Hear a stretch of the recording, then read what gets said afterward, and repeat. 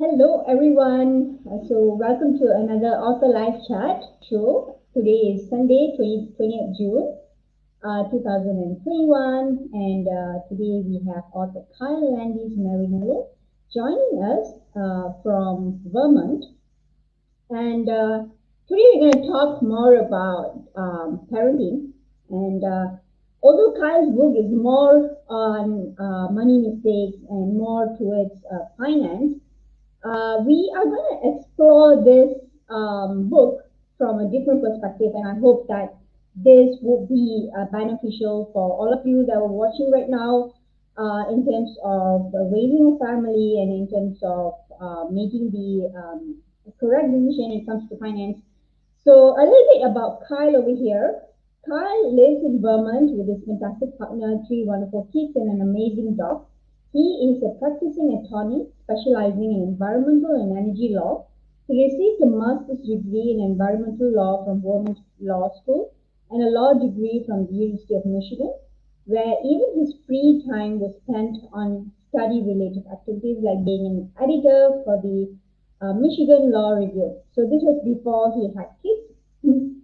And when he turned his research skills toward personal finance and investing, he learned how to improve his family's finances by 300,000 a year.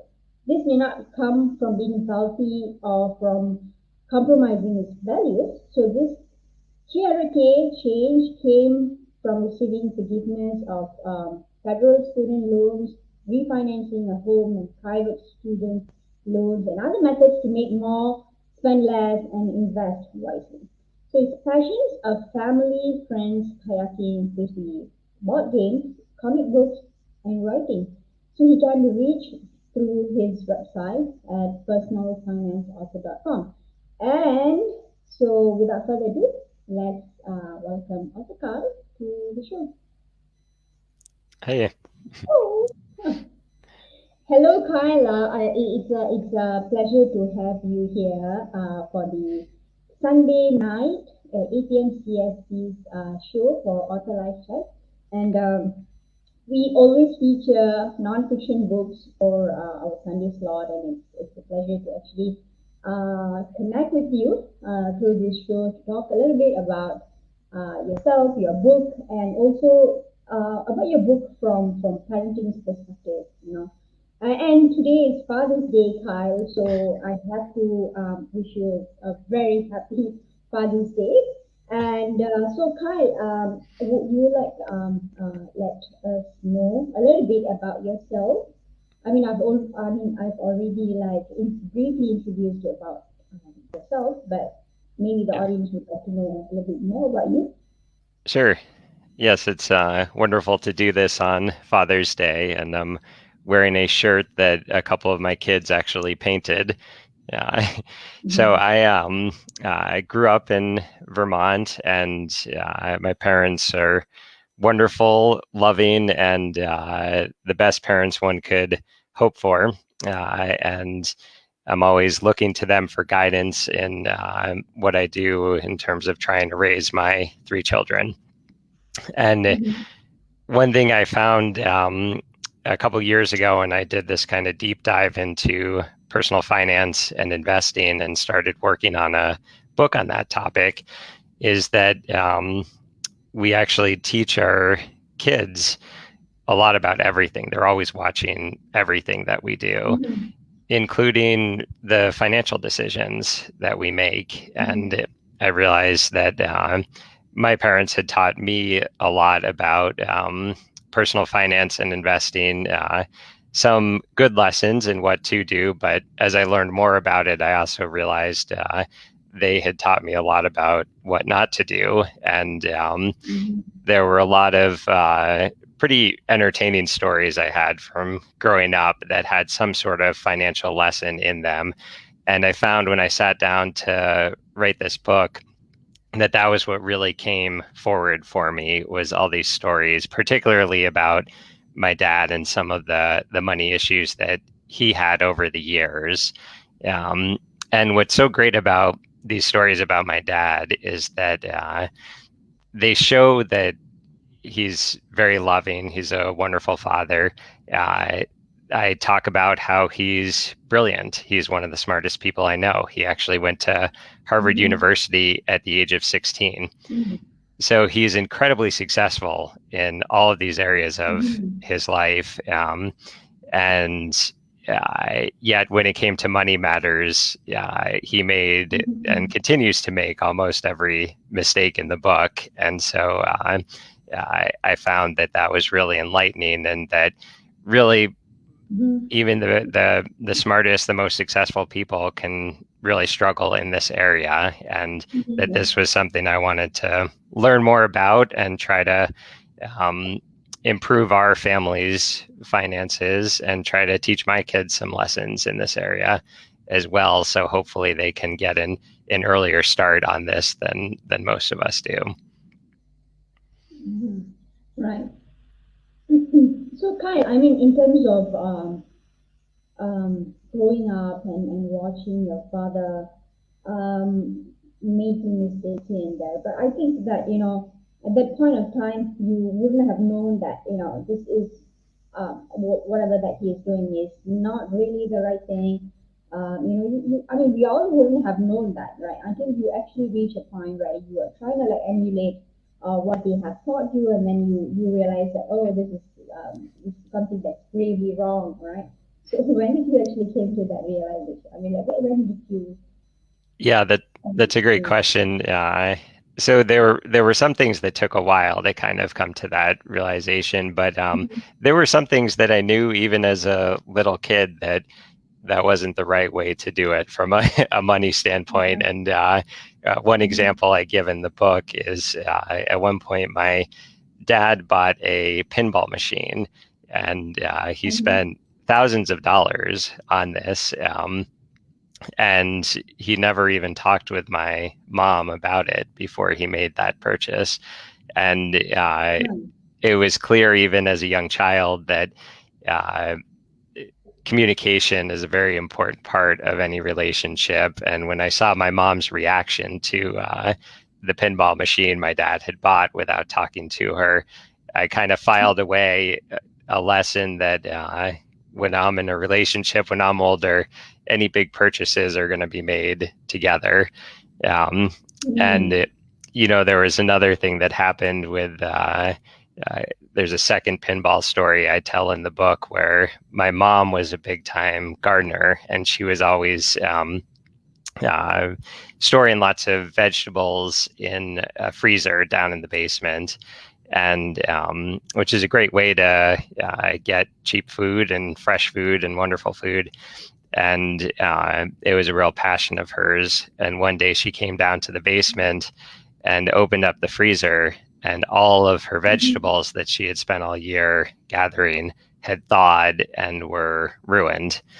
And she was wondering what happened. How did the freezer break? It was a pretty new freezer. She couldn't imagine what had happened. And she goes to the back and looks, and my dad had unplugged the freezer and put in his pinball machine into that same outlet.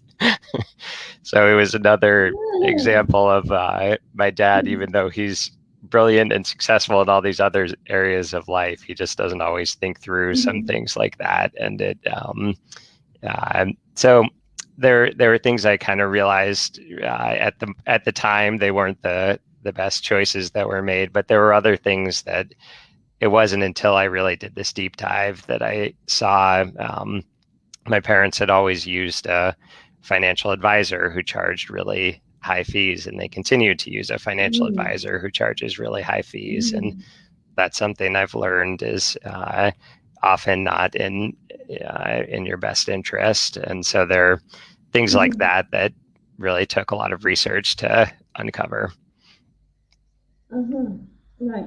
So that's really interesting. I think one of the earliest cues that you got is actually trying to observe your parents and looking at how they have actually not really done well in terms of communicating their interests, to one another. So I think that's where you sort of like got the um, hint that probably you should not repeat their mistakes, right? Right. So, and moving on later on to your adulthood and where you did your education and things like that. So, um, how was it? I mean, for you, what did you study for? What did I study? Uh, Yeah, Yes.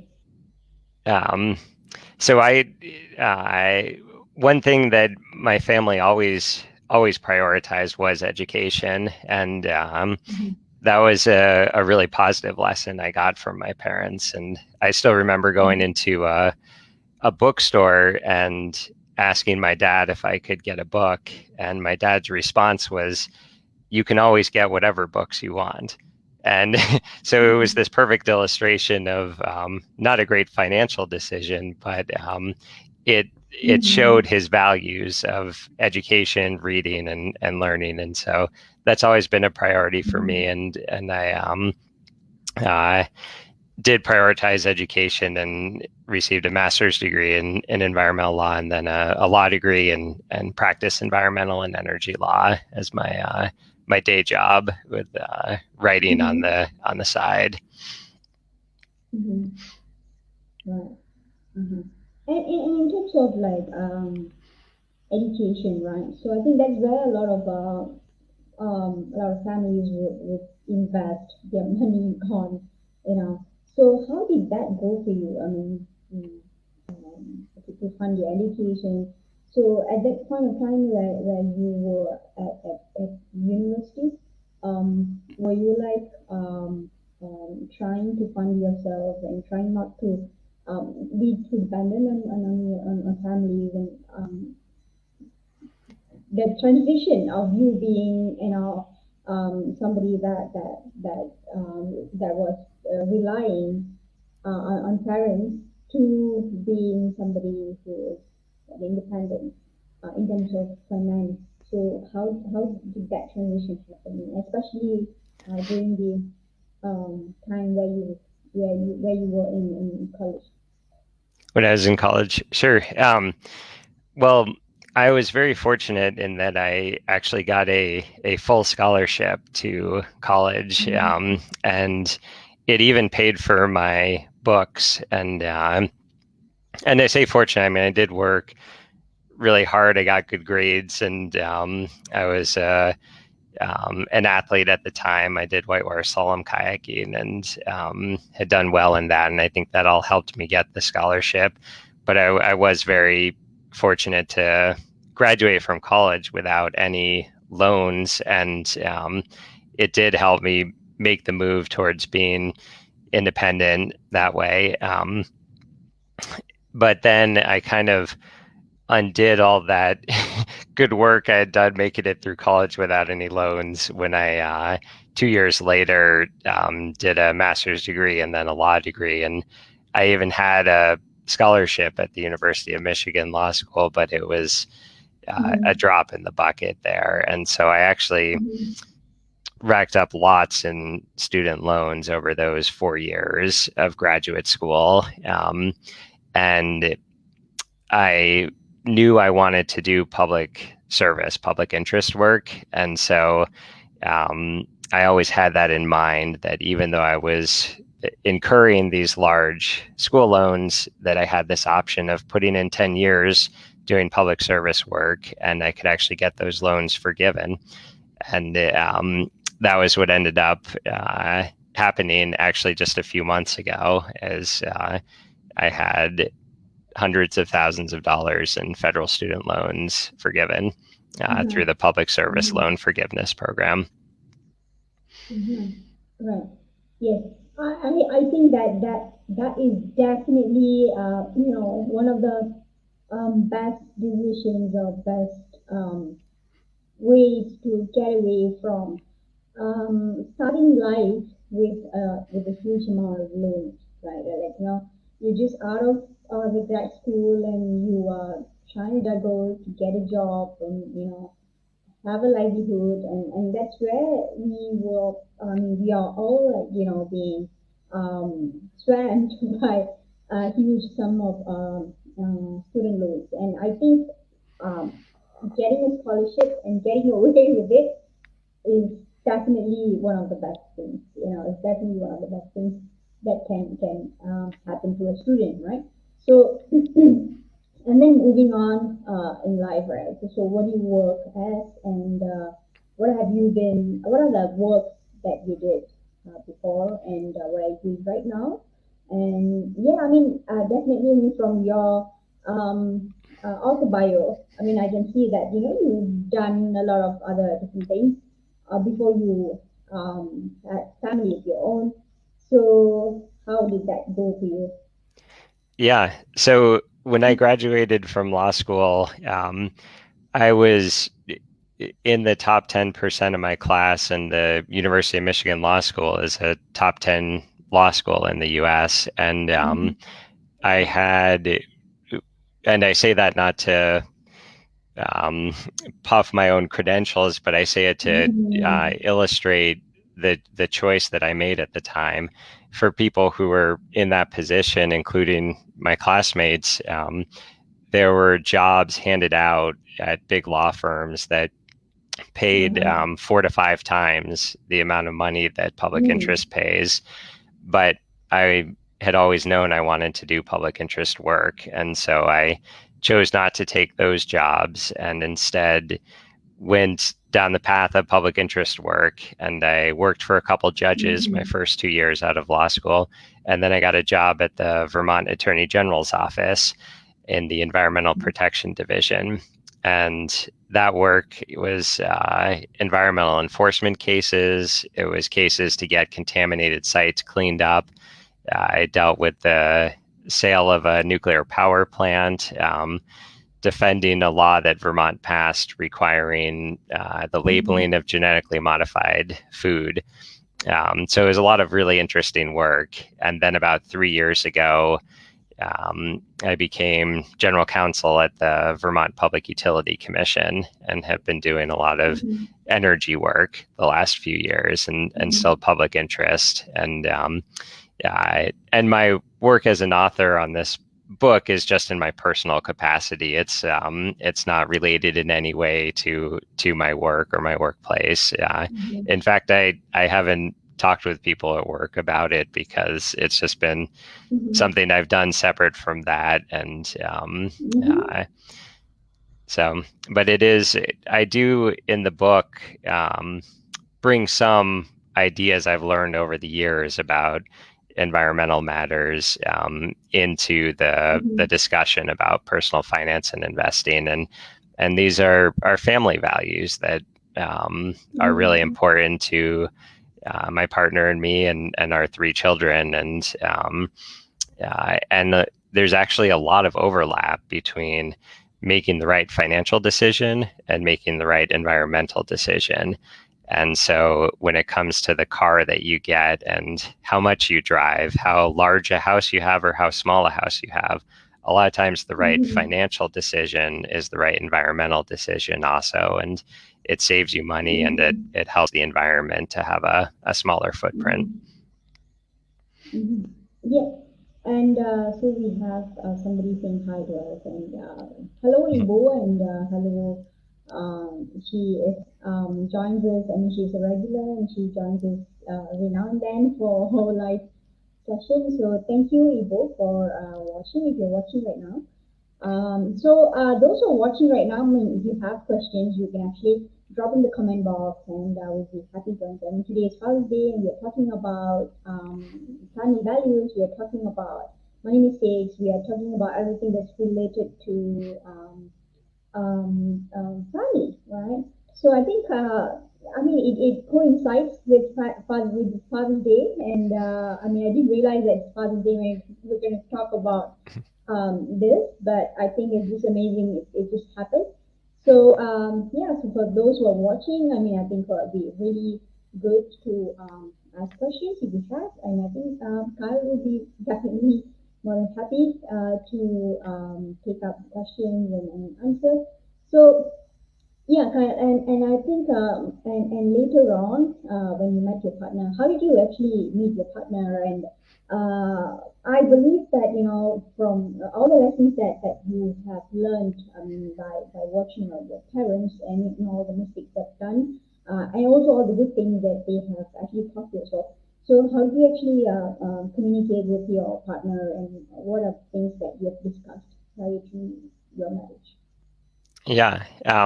So we've actually been together since high school, and yeah, so I've been with my partner for more years than I've not been with her at this point in our lives, and yeah, yeah, and yeah, she and I have always had very similar values, and Uh-huh. I she's always been supportive of me pursuing public interest work as my career, even though Uh-huh.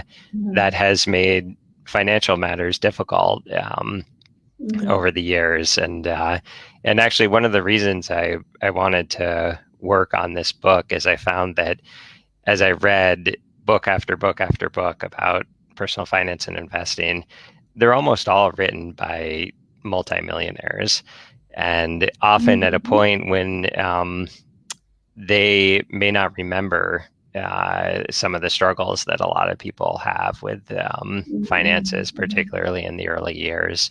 And so I thought it'd be helpful to bring a different perspective to that, and kind of bring a perspective of supporting a family of five on a single income of public interest work, because my partner wanted to be home with our kids. That was an important value that Mm-hmm. we had, and that she wanted to do, and we knew that financially it would be difficult, but we'd make it work. Uh-huh. Uh-huh. Right. So that's really amazing. I mean, I think that you were able to communicate your needs, and find somebody that has the same value as yours, and to discuss the things that, especially when it comes to raising kids, and the kind of decisions that you would want to make together as a couple, right?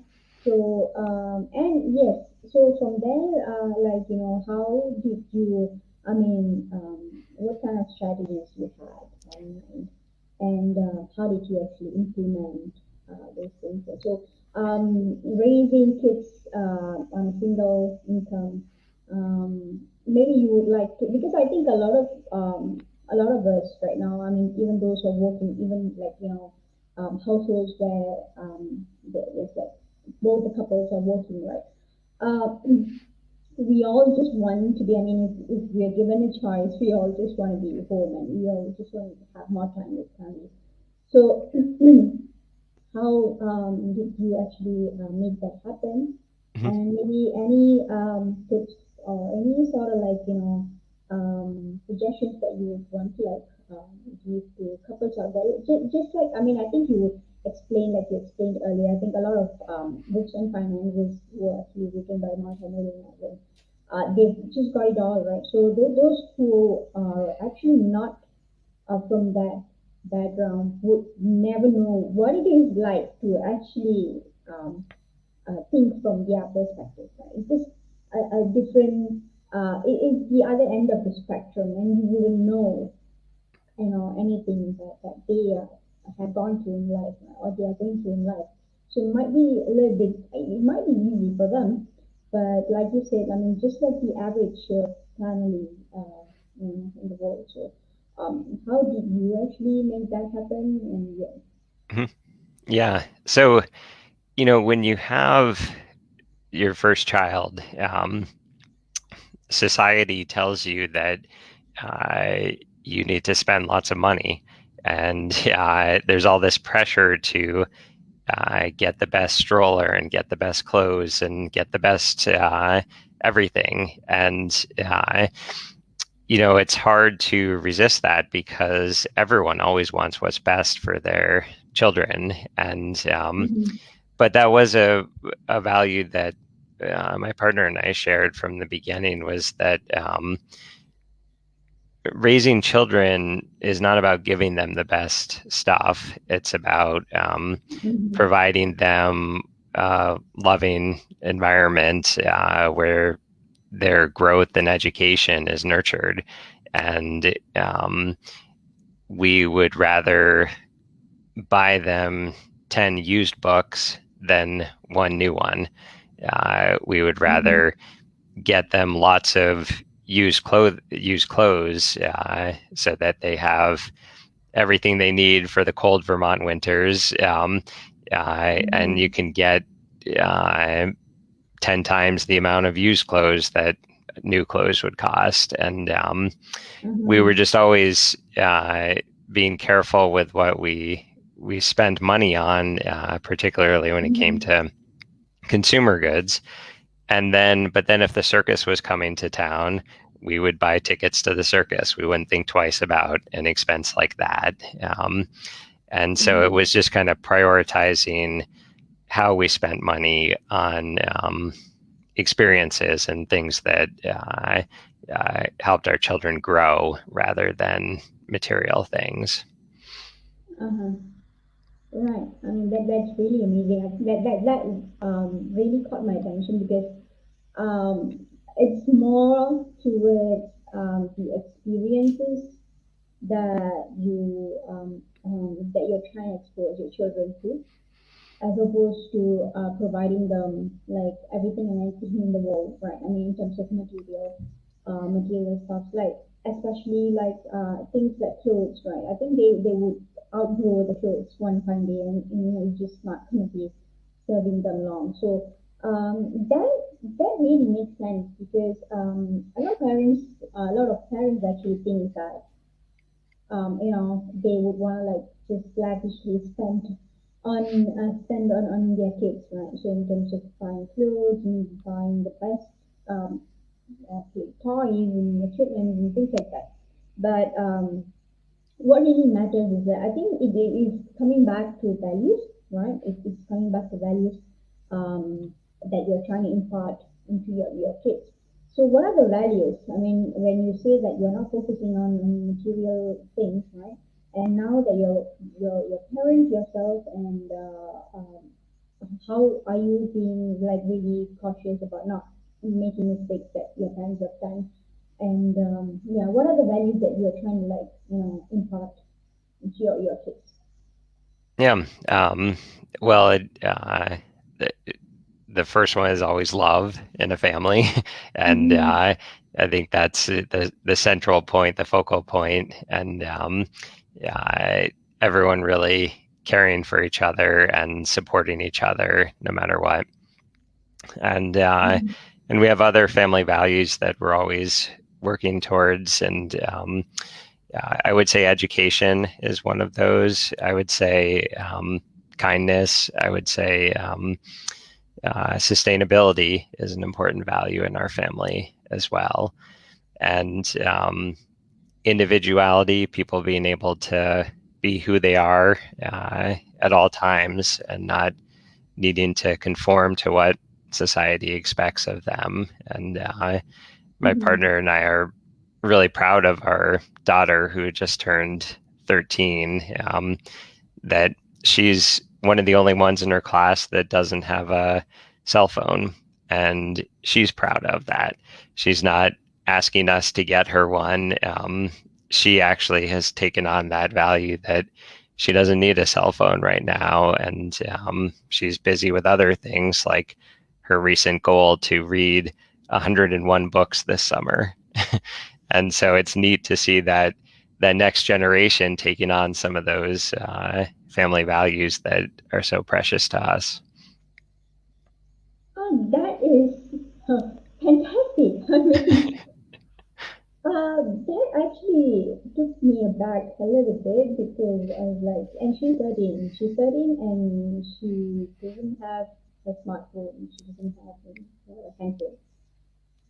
Yeah, That's like really amazing. I mean, like, because I think the temptation to get one or to just jump on the bandwagon and just go with the flow is always there with kids. I mean, especially when you're 13 and you are, I mean, a teenager, right? So Um, oh, what are the things that you keep your kids occupied with? I think this probably would be really useful. I mean, for anybody who's watching this right now, or even later on, because people tend to watch this later on, and we also make a snippet out of this interview, right? So, what are the things that you really keep your kids occupied with that they're not really distracted by technology? I think that really helps. Yeah. The first two things that come to mind are books and games. And those both are a big part of our family life. And actually, my daughter's first word was book. And she said it very young. She was only 9 months old.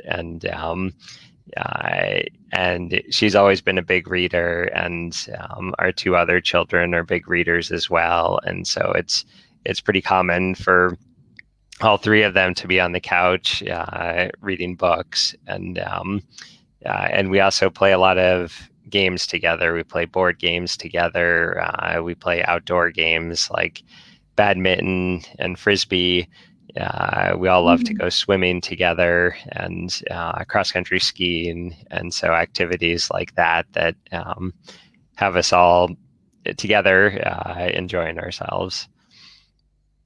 Mm-hmm. Right. That's really amazing. I mean, I think I do think now that the book, right, coming to your book, I think will definitely have a lot of values that you a lot of information as well that you would like to tell other people out there. Right? So and so when did you actually have that idea to write this book, and why did you actually thought that okay you should write this book? Yeah. So it was about a year and a half ago, about a year and a half to 2 years ago, that I started really learning more about personal finance and investing. And what I found was that so many of the books they had lots of really good bits of information in them, but as I read it, I found I needed to. With each book, I had a different takeaway maybe from it, and I thought of ways that could maybe present the information differently and in a way that's more accessible. Mm-hmm. One thing that is universal is that no one learns anything while they're sleeping. Uh, so Mm-hmm. if a book puts you to sleep, then you're not going to take any lessons from it. And so it was important from the beginning of this project to make it entertaining and something that people would actually enjoy reading. And as I thought back to all these stories that came to mind about my dad, I realized that they were very entertaining stories, and I thought people would enjoy hearing about those. And I wanted to also just give that perspective that there's no shame in not knowing this stuff. Most people don't know any of this, Mm-hmm. and so that's why I knew I could present the stories about my dad in a way that I'm not making fun of him in any way at all. I Mm-hmm. hope it's clear how much I love him, and I am grateful for everything he and my mom did and continue to do for me and my siblings. But it just shows again that you can be very smart, very successful, and still make lots of mistakes when it Mm-hmm. comes to personal finance and investing. And so I thought that would fill a gap in the literature that's out there and provide something for people who want to learn more about this topic to grab and actually enjoy reading while they're learning something. Mm-hmm. So yeah, here you go. I mean, this is the Amazon page, and this is your book, and I think we have pretty like a very detailed blurb over here, a little bit about your book. right? So what you're gonna like learn over here, you will find actionable steps. So that means, is it like not just a book on full of theory or probably like full of just your experiences, but also about actionable steps? Like, do you really coach people, like like step by step kind of thing, or like yeah? Yeah, I wanted to make sure that everything in the book was actually something that people could implement and Mm-hmm. do. I mean, not everyone is going to be able to implement all the things that are in the book, and particularly Mm-hmm. there are some things that uh, are maybe specific to the U.S., and so people in other countries who are Mm-hmm. reading it might not have access to some of the same credit card bonuses or things Mm-hmm. like that that I mention in the book. Mm-hmm. But it really is kind of three overarching topics. One is ways to make more money and specific steps on that, including how to get a raise and how to bring in other income besides your day job. And then spending less is about uh, ways that, for instance, when you're raising a family, you can save money on diapers, on clothing, on food, all sorts of things. And then the investing part is uh, just what I learned when I really dove into that topic was that it doesn't have to be complicated. It actually, the simpler your investment strategy is, often the better and the more likely it is to work in the long run. And so I talk about some basic strategies for what to do with the extra money that you accumulate if you implement some of the strategies in the book. And also, as I mentioned earlier, it really does have some other themes that I weave into it about sustainability, about family values, and things like that. And so, on investing, for instance, I talk about a traditional approach to investing, but I also have a lot of information in there about investing if you have an interest in sustainability and having your money only invested in funds that support environmental and social values that some of the readers may have. Mm-hmm. And I try to Mm-hmm. do it in a way that I'm not trying to um, guilt people into going that route if it's not something they're interested in. I just want them to have the information if it is something that appeals to them, and that is something that's been important to my partner and me with our investing is that we don't want our money supporting companies that are making weapons or tobacco or Mm-hmm. other things that we don't agree with. Mm-hmm. Mm-hmm. I mean, I'm really, really impressed, Kyle, and I'm so glad that we connected and that we're talking about this right now because um, I think a lot of your values are actually related to like environmental protections and being very cautious in terms of consumerism. Being very mindful about the things that you purchase and the kind of businesses that you support, and I think that really gives your kids like a different perspective, like rather than just um, lavishly spending money on things that they could afford to purchase, one fine day. But I think they would be a little bit more mindful in terms of why they are doing something. And so in terms of like when it comes to materialism, when it comes to success, right? What do you think that your children, what do you hope your children would take from you or learn from you in terms of having a successful life? I mean, we're talking about finance, but we're also talking about how not to be, influenced by wealth, money in the wrong perspective, in the wrong direction. Right? So that's sort of like, it's conflicting, it's contradicting, but not right. So tell us a little bit about that money and getting money, but not being consumed by money, because that is really something that a lot of people wouldn't be able to resist. Yeah, no, and there are a lot of contradictions in when it comes to personal finance. I mean, when I read the first two books that I read when I was diving into this topic, one talked about the importance of living really frugally and learning how to conserve all of your money so that you really value it and see it as your time and your life energy that's going into it. And then another book talked about spending lavishly as a way to incentivize you to make more money. And I mean, you couldn't have two different philosophies towards money than that. And yeah, my approach, if I were to look back at the choices I've made from a financial standpoint, when I graduated law school, I should have taken the job that paid 5 times what my public interest work paid.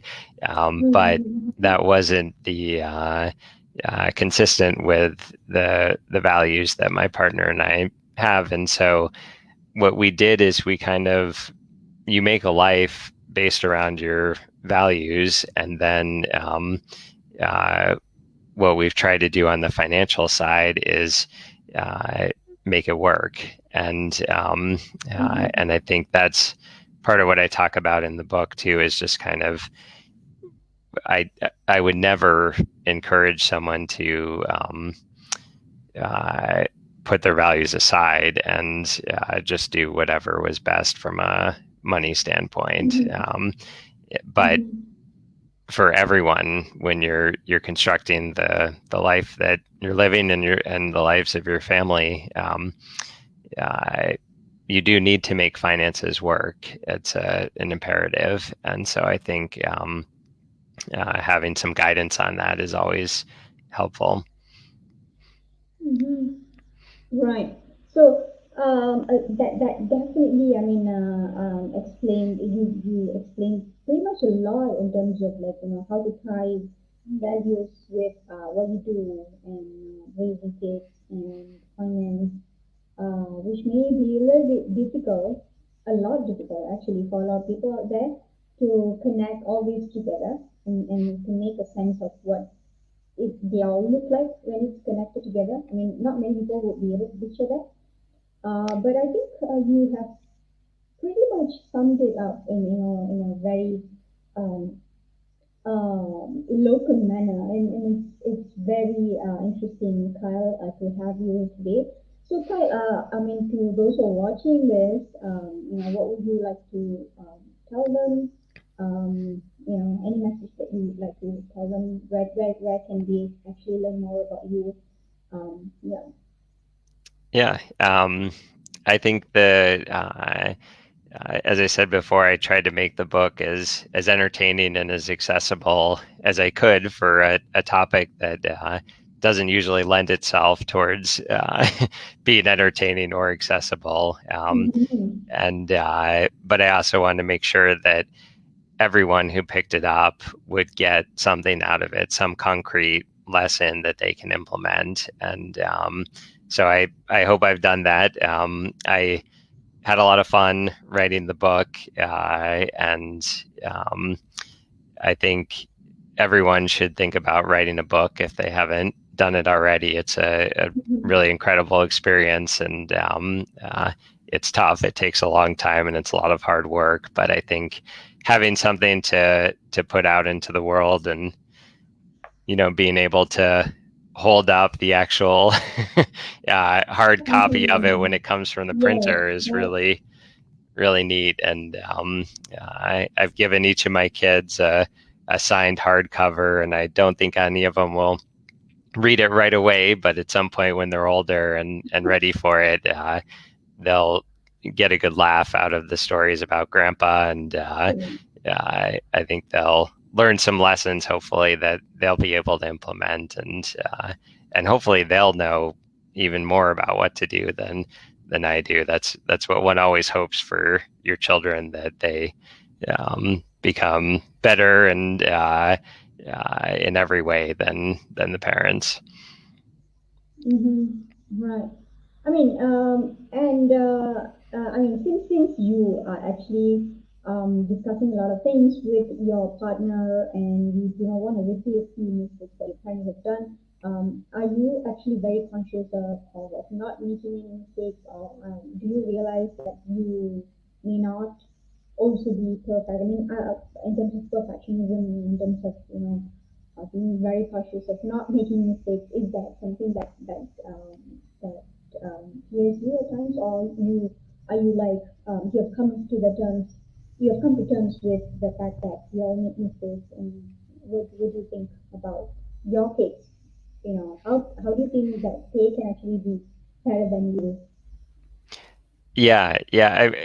We're very conscious of it, but I should be clear also, we have made lots of mistakes, my partner and me, and we will continue to Um, make many mistakes on financial issues. I don't think we've given our kids the wealth of stories that my dad gave me and my siblings about mhm, different mhm, financial mistakes, but it's very much like everything. It's always a work in process and a work in progress, and as you mentioned, communication is key. And so it's kind of, and my partner and I still have a lot of that to do. I've been doing this deep dive into personal finance and investing for the last year and a half, 2 years, but it's not a topic that my partner has been interested in. And so we share mhm, a lot of these values. There's a lot of things we've been doing correctly already, but there's still a lot more to talk about. Neither mhm, of us is buying pinball machines without talking to the other mhm, one about it. But we still have a lot we need to figure out. And I mean, mhm, our oldest is going to be applying to colleges just a few years from now, and uh, uh, essentially, our plan for that is to hope that our kids uh, do get scholarships, or that there's federal funding in place. We still exactly. haven't done the planning that a lot of other people are much better at doing to prepare for things like that. And but some of that Mhm. is, it's just a necessity. Our, as I mentioned, we're not millionaires. Our finances have always been tight, and so you just always have to make choices. And I think when it comes to college, I hope they'll be able to find scholarship money. But if not, uh, we'll help out any way we can. And I think they'll um, look to take out Mhm. loans. And I have a lot of ideas in the Mhm. book about ways to deal with loans, because I've had to deal Mhm. with it myself. But Mhm. yeah, that'll be something to for them to work through when they come to it.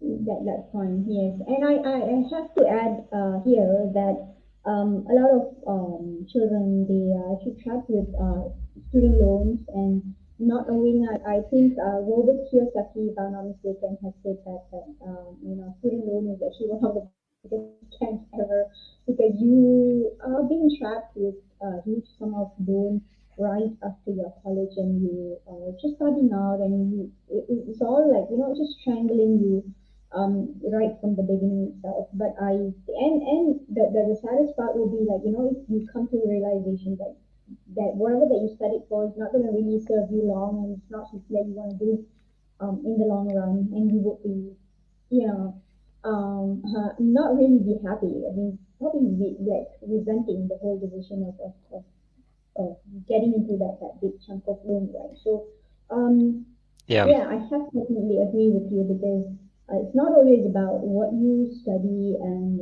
it's gonna like really. I mean, obviously, like you said, I mean, like your parents will have gone to like Harvard, and still struggle with a lot of things. So it's not really about it's not really about where you go to study or what you study for, but I think at the end of the day, it's just the choices that we make on a daily basis that makes or breaks our life, right? Yeah. So, And yeah, and one thing I'll add too that I think is a really important part of all of this that we haven't really touched on is that the student loan companies, just like a lot of credit card companies and a lot of um, banks and others and that are in this business, they're not looking out for you or me or anyone else. They're trying to make the most money, and it's really mm-hmm, unfortunate because I think uh, I actually think that it has a really negative impact on a lot of people when you have these entire industries that are based on around a lack of transparency, a lack of mm-hmm, accountability for taking advantage of people who don't always know what they're signing up for. And I mm-hmm, don't think yeah, anyone would ever get a credit card and rack up debt if they fully understood what a 20% interest rate meant. I don't think totally. anyone would Mm-hmm, buy something at a store on a store credit card at a 0% interest rate if they understood that if they hadn't paid it all off at uh, 6 months, mm-hmm, they'd end up paying twice what they actually the thing actually cost. And so, unfortunately, there are lots of businesses out there that are always trying to take advantage of people, mm-hmm, and I think that's why it's all the more important for everyone to become more educated in the topic of personal finance and investing. mm-hmm. Right, I fully agree with you on that, Kyle. I mean, it has been a pleasure to have you on this show today, and especially on Father's Day. And again, I think this is probably one of the best days that we can actually talk about this, and to talk about your book, to talk about parenting, to talk about your father, your dad, and raising kids. So I'm really happy that I actually had the pleasure to talk to you and the opportunity to connect with you and talk to you about your book. It has been really an amazing show tonight. I hope that people are watching this and also people are going to watch this later on because I'm going to put this up on YouTube and also Instagram as well. So I hope that that will give you more exposure and not just that. I think I'm really passionate about talking to authors and actually to understand why they come up with what they have come up with. And I think today we got like loads of information, and it's going to be really amazing to put this up on different platforms and see the comments coming through. Really, really happy that I got to connect with you, Kyle, today, and I hope that you would, people would continue to benefit from your book. Thank you once again for spending your precious time on Father's Day talking to us about parenting, talking to us about your book, right? So it's been really amazing talking to you, Kyle. Thank you for actually joining me for the show today tonight. Yeah, thank you. It was a great conversation. Thank you, Carl. Thank you. See you again. Thank you. Have a great time. Have a great week ahead. Thank you. Thank you, you too. Bye. Bye bye. Bye.